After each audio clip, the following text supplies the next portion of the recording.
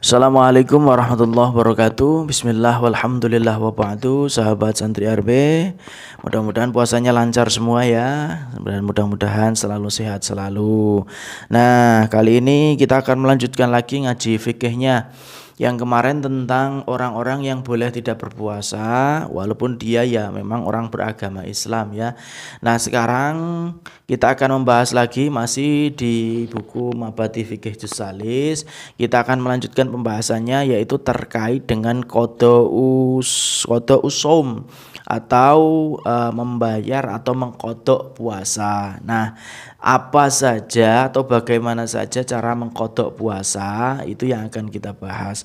Langsung saja untuk mencari keberkahan saya akan bacakan kitabnya ya. Nanti kita akan berikan penjelasan. Saya akan berikan penjelasan per kalimat.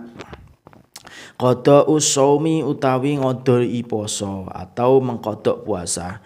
Yajibu wajib apa saum alaman ing atase wong yubahu kang den wenangake lahu kedue man apa alfitrau muka atau mokel alqadau ngodoi faqat mongko bloko. Jadi wajib mengganti puasa kepada orang-orang yang diperbolehkan tidak berpuasa. Contoh kemarin kan seperti orang yang sakit tapi sakitnya masih ada kesembuhan.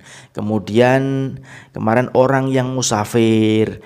Nah, kemudian ada lagi mungkin dia lagi ya bepergian tadi musafir. Kemudian itu mereka itu wajib mengkodoknya saja. Dalam artian apa? Dia tidak membayar fidyah akan tetapi membayar kodok puasanya. Dalam artian membayar hutang puasanya. Kemudian ilal hamila wal murdi'a. Ilal hamila angin wong kang bobot utawa hamil wal murdi'a lan wong kang nyusoni. Idza khafata nalikane kuatir sapa hamil wal murdi alal waladi ing atase anake faqat mongko bloko fayajibu mongko wajib alaihi ma ing atase hamil wal murdi apa al qada'u ngodoi wal fidyatu lan bayar fidyah an kulli yaumin saking saben-saben dina muddan ing sak mud ta'amin panganan. Jadi untuk orang yang hamil dan menyusui, jika dia tidak puasa karena hanya mengkhawatirkan anaknya saja, tapi dirinya kuat. Jadi gini, enaknya ketika dia itu ada orang atau ibu-ibu itu hamil atau menyusui, dia tidak puasa. Yang menyebabkan dia tidak puasa itu apa? Dirinya kuat, akan tetapi dia khawatir kandungannya kenapa-napa atau anaknya yang disusui nanti air susunya kurang atau gimana. Tapi dirinya sebenarnya kalau puasa ya kuat. Nah, maka dia wajib mengkodok puasanya dan juga wajib membayar fidyah 1 hari 1 mud. 1 mud itu berapa? Kalau saya enaknya 1 mud itu sekitar 7 on ya, sekitar 7 on. Atau mau digenepin 8 on boleh karena ada 7, sekian. Tapi 7 juga boleh, 8 ya boleh. Nah, kalau setengah kurang, kalau setengah kilo atau 5 on kurang ya. Jadi kalau untuk ibu hamil dan menyusui, jika yang dikhawatirkan hanya anaknya, ini saya pertegas, jika yang dikhawatirkan hanya anaknya, ibunya kuat, tapi dia khawatir anaknya kenapa-napa, makanya dia tidak puasa dan itu dia wajib membayar fidyah dan juga mengkodok puasanya. Jadi hutang puasanya tidak hilang karena fidyah, akan tetapi justru malah kodok ditambah lagi dengan fidyah. Itu yang benar. Kemudian wasyaikhu utawi wong tua wal ajuzu lan wong kang nini. Dadi orang yang tua banget atau orang yang sudah pikun, wal maridilan wong kang loro alladzi la yurja kang ora bisa diarep-arep apa syifauhu warase alladzi iku yutaimuna aweh pangan ngan kulli yaumin saking saben-saben dina muddan ing sak mud ta'aman panganan ba'da kulli yaumin ing dalem sakwuse saben-saben dina. Nah, ini bagi orang yang tua, bagi orang yang nini atau yang sudah tua banget. Kemudian orang yang sakit yang tidak bisa diharapkan kesembuhannya, mungkin sudah agak tua kemudian terkena stroke, terkena penyakit saraf dan lain sebagainya, kemudian dia tidak puasa karena memang sudah tidak mampu, maka dia cukup membayar fidyah. Makanya di sini dibahasakan memberikan makanan 1 mud per hari setelah hari itu. Nah, itu kalau di kitab ini diterangkan di hari itu, tapi ada yang mengumpulkan. Nah, itu juga boleh ya, itu boleh. Jadi 1 harinya itu hitungannya 1 mud. Jadi kalau yang dia tidak puasa, mungkin puasa dalam 1 bulan kok 30 hari, ya berarti 7 dikali 30 jadi 21 kilo. Itu. Kemudian kalau misalnya puasanya itu 29 hari, ya berarti 21 kilo dikurang 7 on. Nah, seperti itu tadi 20,3 kilo. Ya, seperti itu.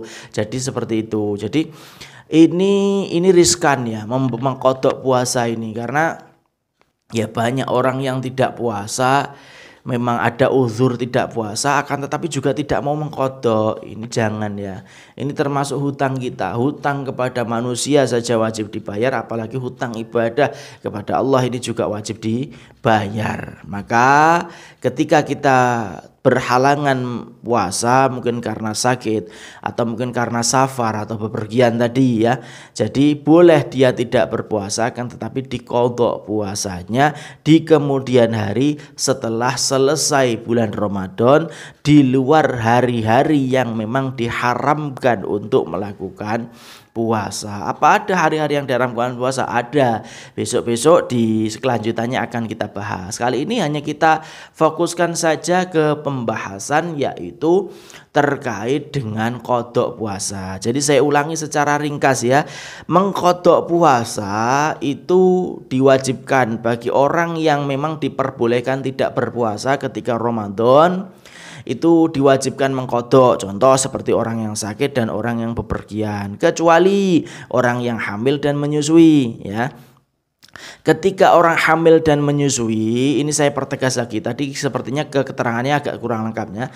Jadi ketika orang hamil dan menyusui itu dia tidak puasa karena khawatir akan anaknya saja, dirinya kuat ya, badannya kuat, akan tapi dia tidak puasa karena anaknya, khawatir mungkin anaknya yang dalam kandungan nanti kenapa-napa, atau anak yang disusui kurang ASI-nya jadi anaknya lemes dan lain sebagainya, maka dia boleh tidak berpuasa, dia membayar fidyah membayar fidyah selain dia juga membayar puasa. Jadi dia tetap membayar puasa dan juga membayar fidyah. Bukan kok terus membayar fidyah tok kemudian tidak berpuasa, tidak. Jadi dia membayar puasa ditambah kena fidyah juga. Nah itu. Tapi ketika yang dikhawatirkan itu badannya, anaknya kayaknya sehat, anak yang dikandungannya sehat, anak yang disusuinya juga sehat, tapi dia nggak kuat, dia sendiri tidak kuat, maka dia terkena hukum sakit. Artinya apa? Kena hukum sakit. Maka dia cukup qadha saja tanpa fidyah ya. Qadha saja tanpa fidyah. Dan kemudian kalau dua-duanya sekalian, badannya yang enggak kuat, nanti takut anaknya juga kenapa-napa, maka dia cukup terkena hukum seperti orang sakit, yaitu cukup hanya mengqadha puasa tanpa membayar fidyah. Nah, jadi yang terkena fidyah itu orang yang hamil dan menyusui yang dikhawatirkan hanya anaknya badannya kuat. Nah itu yang dia tidak perlu membayar puasa, hanya membayar fidyah saja, yaitu orang yang sudah tua renta dan orang yang sakit tidak bisa diharapkan kesembuhannya, maka dia membayar fidyah saja. Jadi yang wajib qadha itu orang yang sakit, orang yang bepergian, dan orang yang hamil yang dikhawatirkan dua-duanya, anak dan dia ataupun dia saja. Yang wajib membayar qadha dan membayar fidyah yaitu ibu hamil dan menyusui yang dia mengkhawatirkan anaknya saja tapi badannya dia tidak apa-apa. Yang wajib membayar fidyah saja, tidak perlu mengqadha puasa, yaitu orang tua dan orang yang sakit tidak dapat diharapkan kesembuhannya. Ada juga yang tidak tidak perlu qadha dan tidak perlu Fidyah siapa? Anak kecil, anak yang belum balik dan orang yang tidak berakal sehat. Maka itu syariat yang terdapat di dalam kitab Mabadi Fikih Juz Salis, mudah-mudahan bisa dimengerti, bisa dipahami.